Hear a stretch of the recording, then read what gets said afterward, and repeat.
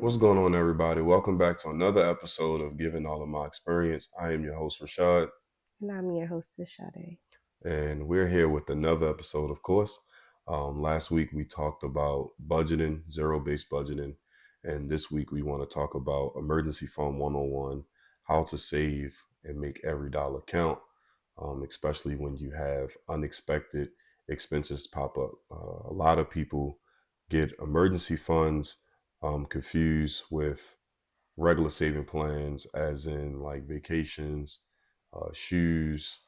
I would say going to a concert or possibly buying a house or paying off some debt. But I would say emergency funds are uncontrollables, things that you weren't expecting. All the other things that I just named, the vacations, the shoes, concerts, even saving debts, saving and paying for paying off debt. I'm sorry about that. Or saving for a house. That's not a form of an emergency because that's already something that's pre-planned, something that you can have into your budget. Emergency fund is something that you're not expecting, something that comes out of nowhere. That's what really emergency fund is at the end of the day. So I feel like a lot of the feedback that we got from last week's episode was just about the zero base budgeting.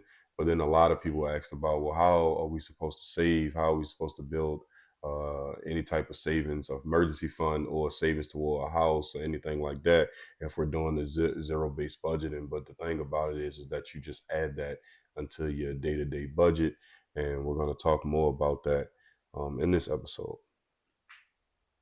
So, most emergency fund is for something like Rashad said that comes up unexpectedly. So, some of the last 2 months, we've had a few things that have coming up that came up unexpectedly, as far as in things that happened with our car. Um, that was one of our biggest things that happened. Just funding. We talked a lot about Rashad losing his grandmother, so being in a helping hand for that.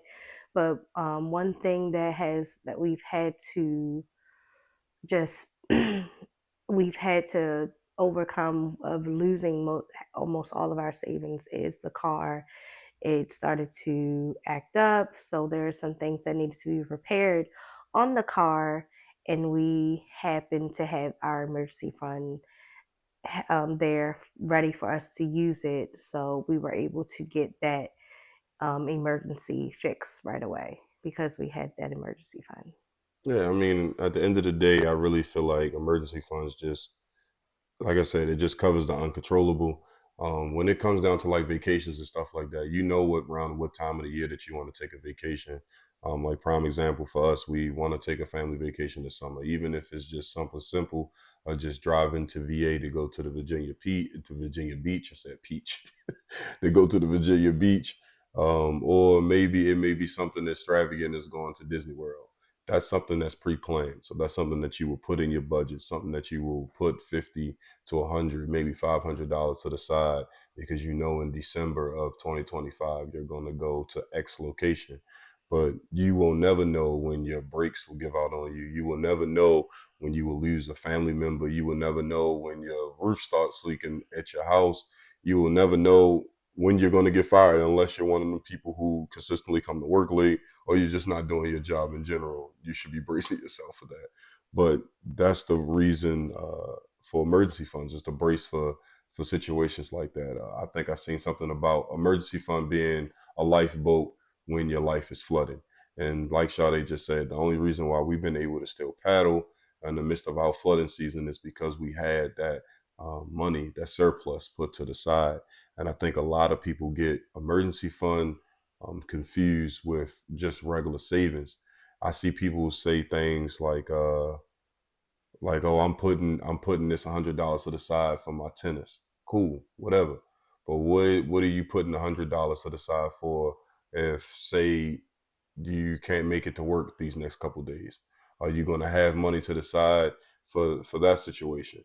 Most people don't have personal leave. I know a lot of people who bounce around from temp agency to temp agency, and we all know with temp agencies they don't have full time benefits. Even some people have benefits at their job where they mismanage time. With me working at my job, we get, I think, 80 hours at the beginning of the year and 3 personal days. Most people burn through their personal days within their first 90 days of the year, first 30 days of the year. So you want to make sure that you have money put up to the side, just for just in case reason for medical bills. And I would say it also gives your family breathing room, just as far as the things that y'all have going on in your house. It brings a sense of calmness.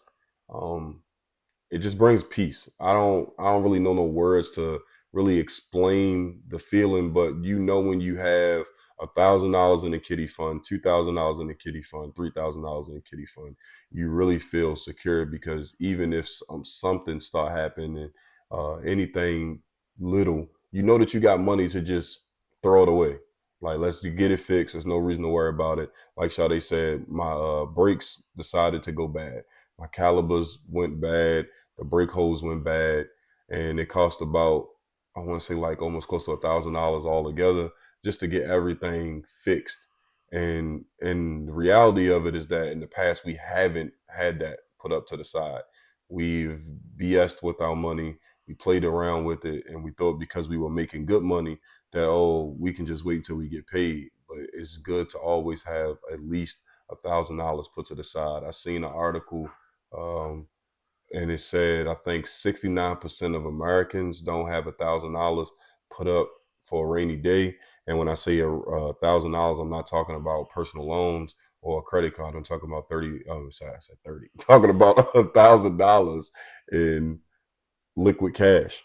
So I really, really wanted to harp on that conversation today, just to talk about just the different things that we have faced on why we needed our emergency fund and why it's important for you to build your emergency fund. And I know the biggest thing is people, um, they feel like they don't have enough money to start an emergency fund. Um, I don't understand that one. How do you feel about that? I think it's all about what you can set aside. If you manage your paychecks properly, if you pay all of your bills, and let's say you just have 800, maybe $500, depending on how much you bring in every 2 weeks. I wouldn't use all that money to just squander it away. If you're able to put $5 or $10 to the side, I think you should definitely make the decision to do that so that you can have an emergency, build your emergency fund on those rainy days. Because it may not just be your car, it may be like something else that happens, like if you are a homeowner, like Rashad said, your roof may start to leak pipes. If you're a homeowner, your pipes may need to be fixed. Now, if you're a renter, it's totally different. Your emergencies will be different, but I think overall, having like something set aside um, every 2 weeks or every week that you get paid. And again, all based on what you are able to put aside and what you feel comfortable with is very important so that you can have that money set for those days when um, accidents happen. Because there's been times when we have had things that happened to our car and we would have to wait until the next time we got paid, but it wasn't always um final, like not final, but it wasn't always guaranteed that we would be able to actually tackle whatever happened to the car, whatever happened to in our home, like getting, I want to say, if you're a homeowner, you have to get oil put inside of your, want to say, your furnace. Get Yeah, that's that. for people that got older That's houses. Everybody got older HVACs houses, now. or like, I mean, at that time we Yeah, I had an get it. older I get house, it. so Yeah. we had to kick out money in a lump sum of that, but we didn't have emergency fund where so we could just pick from it and we were able to pay it in full and not feel of it to be a burden on us. Yeah, I mean, I would say you would start off small, like you said. You start off with something that you can afford to do. I know one of the hassles that we used to have is that because we made a nice amount of money, we would always start with some crazy number. Oh, we can do $200 every time we get paid, and it wasn't that we couldn't afford to do $200 when we got paid. It was just a simple fact is that we wasn't budgeting our money. So we didn't have every dollar working for ourselves. So we were kind of just like you said, winging things that we will say, oh, we can handle that next check. But then when the next check got there, we didn't forgot about X, Y, and Z. We didn't forgot about all these other bills, all these different things. Maybe it was a relative's birthday. Maybe we had some stuff going on that we pre-planned that we just forgot about in the midst of our storm. Um, so I would say when you're sitting down with your significant other, or when you're just sitting down looking at your money in general, because I know everybody's not in a relationship or feels comfortable with having this conversation with the person they're in a relationship with. Just be realistic with your saving goals. If you only can save $5 a week, then you only can save $5 a week. If you only can do $25 a paycheck, then that's what you do. But then what I'll say is to you, if you took our advice from the last episode when we talked about the budgeting and why budgeting is important, you'll start looking for your low hanging fruit. Like for me, I love this snack at the vending machine. So one of the things that I did different this go round was we went to Sam's Club on Friday and we filled no Thursday. We filled the house up with just a whole bunch of different kind of snacks, food for the house, of course, and just quick food that we can make the days when we don't feel like cooking. And that I feel like alleviates me from going to the vending machine when I'm at work throughout the week because now I have a bag of chips. I have some like fruit snacks and stuff like that. And I think I'll probably spend like $6 or $7 a day on the vending machine. So you look at that Monday through Friday, that's about $32 to $35 a week that I'm spending on the vending machine. And you add that up to four weeks in a month, that's $210 that's gone to the vending machine each month. And people out here saying, "Oh, I can't save $200 a month, or I can't save $100 a month." Well, I just gave you one of my vices, which is the vending machine. And if I cut back from the vending machine, that frees up almost $200 a month on our income, and for us to save for our emergency fund.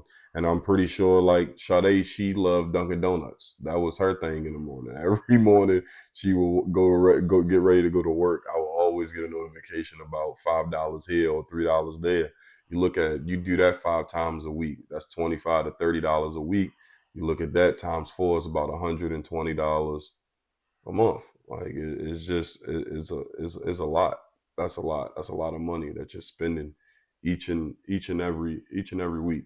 That's a lot of money, and I feel like people don't use the things that they have in their home. And what I mean by that is that Dave Ramsey was real big on the whole save $1,000 and then tack your debt like you were a maniac. But he also told you to sell things. I'm not saying that you have to sell everything that's in your house, but if you have some appliances, some electronics, some things around the house that you don't use on a daily basis or you don't have a value that's just there because maybe you had the money at the time to buy it. If you can afford to sell it, just sell it. It is not about you not having the money. I would just say it's more so about the fact is that you're preparing for your future. You got this asset sitting here or liability, whatever you want to call it. There's a piece of electronic there that you're not using, like an iPad or something or a PlayStation, and it's worth $200 to $300.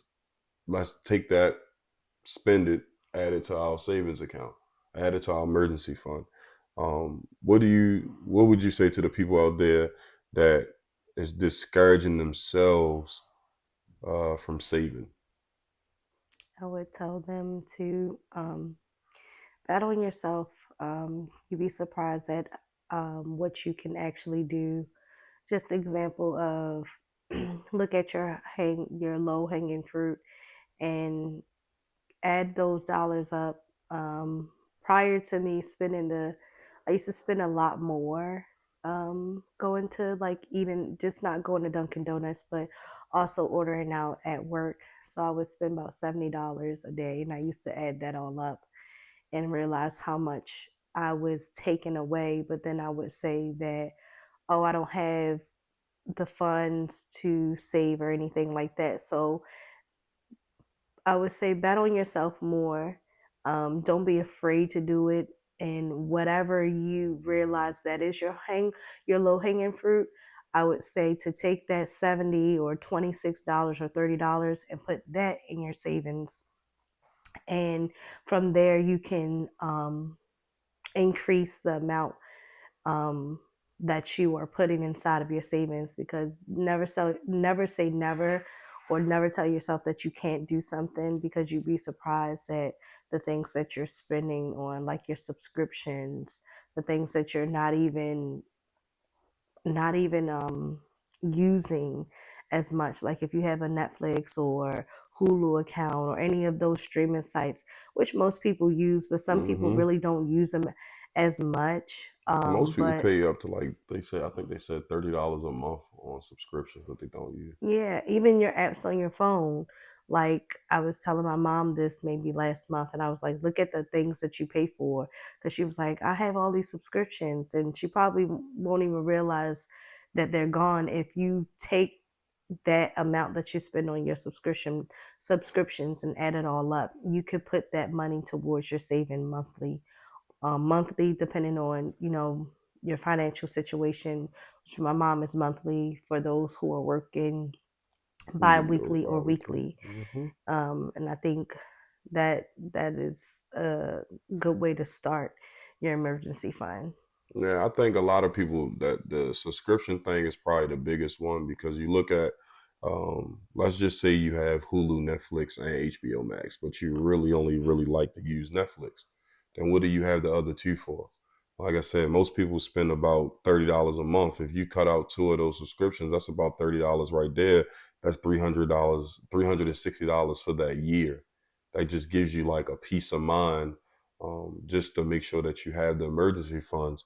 And I think one of the biggest things that I always see on social media is people always talking about these saving, as they saving challenges, where I think you do like $1 one day, then $2 this day, $3 that way. I have no problem with that. I don't like it per se. I don't like that or the envelope system.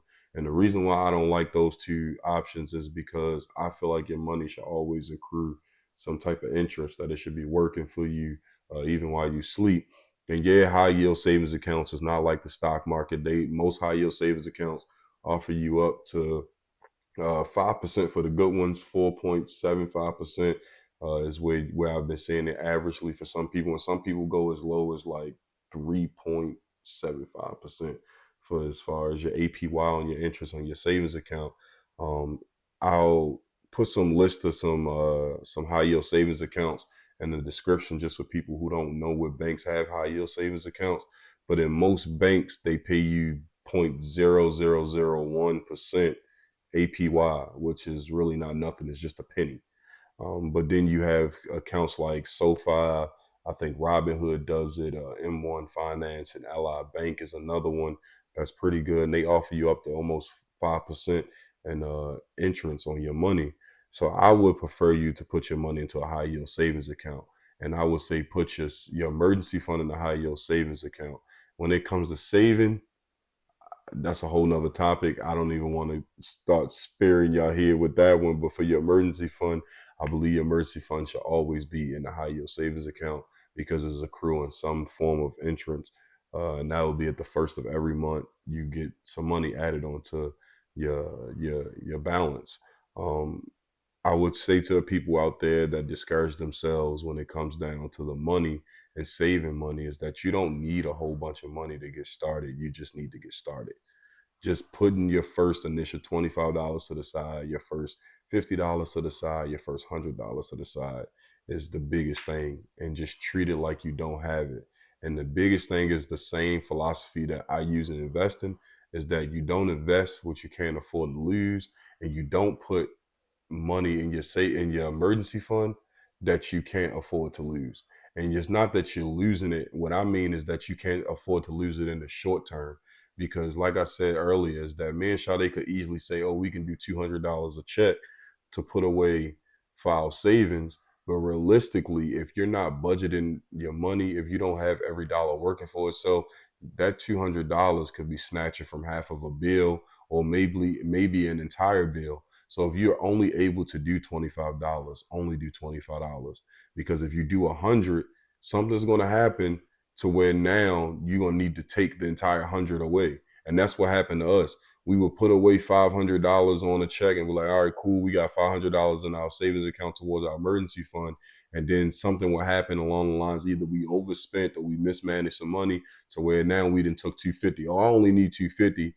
And then because you didn't got so comfortable with keep withdrawing that money, now the other 250 that's sitting there, you just withdrawing that just because any little mistake. Oh, I'm hungry for lunch, or I don't feel like cooking tonight. Let me order a pizza. All right, just take $20 from the savings account. Take $50 from the savings account. Next thing you know, you look up at the end of your paycheck, you have $500 away. But then when you fast forward to that following Friday, you now sitting at like $50 to $100 because you didn't really manage your money correctly. You should already know what you can afford to put inside of your emergency fund. That's the biggest thing. And speaking to the amount of the money that you're supposed to have in your emergency fund, I would say is really based off of where you're at in life. You know how people always say it's levels to this. Well, I feel like it's levels to emergency funds. Some families may only need $500. Like if it's just you, you don't have a high end lifestyle, you don't have a high end car. I would say start off with $500 if you don't have an emergency fund. Then you work your way up to 1,000. Like I said earlier, Dave Ramsey philosophy is that you get $1,000 for your emergency fund, and that's for rainy days, and you put it in a separate account. And then the next step is attack your debt like crazy. I would say you go over what your expenses is, what you feel comfortable with is. Like prime example, full transparency, a baseline emergency fund for us is about 3 grand. And that's just because that's our main bills being covered. Our main bills are covered with that 3 grand. Anything more than that, then we may be having some issues. But our main bills to be covered, the things that make our day-to-day life function, is about 3 grand. And so you start off with just that and you build off of that. The goal eventually is to have 3 to 6 months of our expenses for the month put away. Now our expenses for the month is way more than 3 grand, but we put down our important bills, things that's like non-negotiables, and 3 grand was the number. So I would say you sit down with your person or you go over your numbers and you figure out what's your non-negotiables. The same way how you find out non-negotiables for your relationship, you find out non-negotiables for your money. Um, I know we talked about the separate bank accounts last week, but how do you feel as far as having separate accounts for your emergency fund? Like, what is the benefits that you see from it? Like, I spoke a little bit about the benefits. I see what's the benefits you see of having a separate account. Um,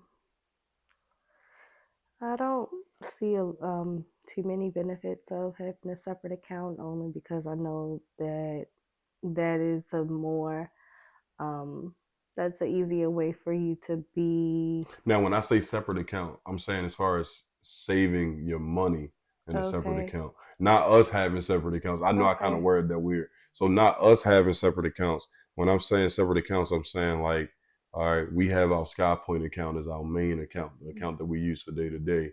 But now we have SoFi Bank, which now we're moving our emergency money to. Like, how do you feel about having your emergency money put onto a separate account? Man, is what I'm I asking. think it's a good idea. It's like you won't be as tempted to spend that money. You're not really seeing it every day when you go and check your account. If that's something that you do, or you check your account by weekly or bi-weekly, just to keep up with the amount of money that you're spending in your regular check-ins or savings account or check-ins account. Um, I don't think it's a negative thing to have a separate account for the things that you want saved. I know some couples they have account for their emergency fund. They have an account for money that um, um, directly from their check gets put into a different account for vacations, for um, play money, for money for just anything that you want to do outside of just creating an emergency fund. Um, I've actually watched a YouTube, I want to say podcast, and a young lady was speaking on, I wish I could remember the name, but she was speaking on how her and her husband have 6 different accounts. and that's what they use their accounts for emergency, they use their accounts for vacation, they use their accounts for like she has a account where she can either do any shopping or have a spa day or whatever she wants to do with that money. Like And a fun money so, account. like, yeah, like a fun money account. And her husband has the same thing. Whereas, though, their money is basically, it's all accounted for. So you're not dipping into your bill money, you're not dipping into your emergency fund, you're not dipping into your vacation fund because you know that those each, like basically all of your dollars, they have a job. So I think it's actually a good thing to have those accounts because it holds you accountable. And I think it's even better if you have that percentage of whatever you can afford to go directly to those accounts so that you won't, you'll only have your bill money on your card for your bills to pay. So you're not dipping into your vacation fund, you're not dipping into your fund money, you're not dipping into maybe date night. I don't, you know, however you want to, how many other accounts that you feel like you need in order to hold yourself accountable to your goal. I think it's actually a great thing to have. Yeah, and I think just for the last thing is just the emergency fund. We always find a way to add this part into any topic. Is that it strengthens your relationship. It leads to less arguments. It makes the topics about money just smoother. Like prime example, just going back to when my calibers and stuff was messed up in the past, when our money was messed up, I will call Sade, tell her we got a problem with the car or anything like that. You can hear the stress in my voice. You can hear the stress in her voice. Not because of the simple fact is that we didn't want to get the car fixed. We then had to figure out what bill we was going to short for that month or what bills we was going to have to short for that month, depend on the actual extent of the problem with the car. But then when the problem happened and we diagnosed it, we figured everything out. I just made a simple phone call like, hey, listen, I'm gonna be a few. I know I said I was gonna be right back, but it looks like this is the problem. If you see this money being withdrawn from the account, it's not because I'm out here just doing anything stupid and frivolous. It's because I really need to get the car fixed. This is our way to make ends meet. This is the way how we get back and forth to feed our family, get back and forth to work, this, that, and the third. And it just became a simple conversation. I'm pretty sure she was more so agitated that night because I promised to watch a movie with her that night and I didn't because I would get the car fixed, but at least the conversation between us, the exchange when it came down to the money, it was a lot smoother because we had already had a game plan figured out. So I feel like when you have that emergency fund, you shift more from a fear mindset to like a preparation mindset because you're more prepared for anything that life gives you. It's not just you now sitting down trying to crunch numbers and figure out, like I said, what bills you may have to short or what things you may have to move around, what plans you may not have to do. It's just simply, all right, well, let's go get that card and go swipe it. One of my biggest gripes about our emergency fund, though, was that we used M1 Finance. And it's not a problem in our M1 Finance. I believe it's still an amazing platform. But for us, it wasn't as accessible as needed because you're transferring your money to a third party app, and because they didn't have like a bank card or a savings card, we had to then initiate a transfer from M1 Finance over to our regular check-ins. And that 3 to 5 business day thing really just wasn't where it's at. So we made a adjustment and we pivoted to SoFi. We opened up a check-ins and a savings account with SoFi, and we found out with SoFi that if you become a SoFi Plus member or if you deposit, I think $1,000 a month, you get SoFi Plus for free, and they give you up to 4% APY on your savings account. So now, if we run into any issues, we just simply take the money from our savings account and move it to our check-ins, and we both have debit cards and access to that account on a daily basis. So if any emergency happens, all she got to do now is just transfer money, initiate a transfer, rather than waiting 3 to 5 days hoping that the money will get there for us to make the payments. Um, that was really like one of the biggest takeaways. I would say that I enjoyed. What I enjoy about this financial journey in general is that if you don't know how to pivot, your money will always have issues. Um, it's no perfect plan. I don't think there's nobody out here that has the perfect money plan. When we did our budgeting, every month we realign. Every month we realign. Every 2 weeks you pretty much have to realign. When you're building your emergency fund, you have to realign. Originally, we only wanted our emergency fund to be $1,000, but then after sitting down looking at over all of our plans and our bills and the non-negotiables, we realized through talking to our financial advisor, hey, this needs to be 3,000. This doesn't need to be 1,000. And maybe when we sit down and talk with him again, he says it can go down or it can go up. So I would just say, don't be afraid to be pivot. Don't be afraid to pivot. I'm sorry, I said don't be afraid to be a pivot. Don't be afraid to pivot. Don't be afraid. Realignment is cool. Realignment is needed. Sometimes you have to get back to the drawing board and readjust. That's just life in general. I don't think that it's nothing wrong that if 1 month you have a goal and you don't hit that goal, you just re-look, you just reevaluate. Look over what you didn't hit, why you didn't hit it. Be realistic. You can't sugarcoat why you didn't hit your goal with yourself because only you know why you didn't hit your goal. You and God. So you got to be realistic with why you didn't hit your goal, and then pivot when it comes down to building your plan for the next month. Before we close this, is there anything that you have for the people?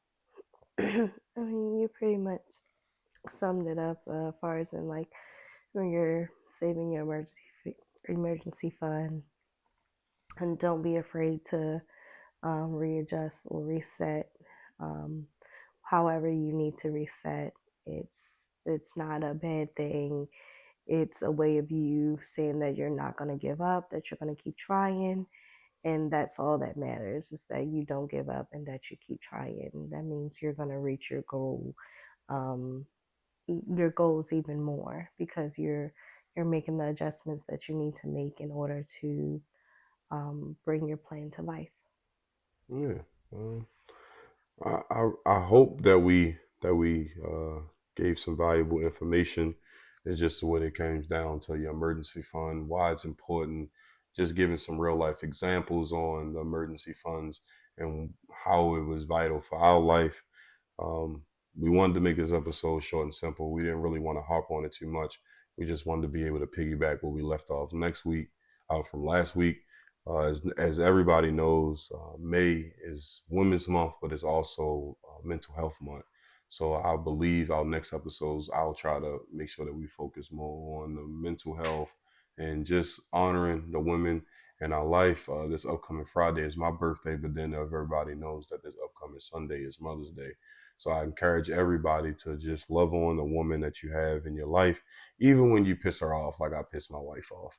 I just ask that you love the woman that you have near you, even if it's just your grandmother, if it's your mother, it's your aunt, godmother, whoever it is.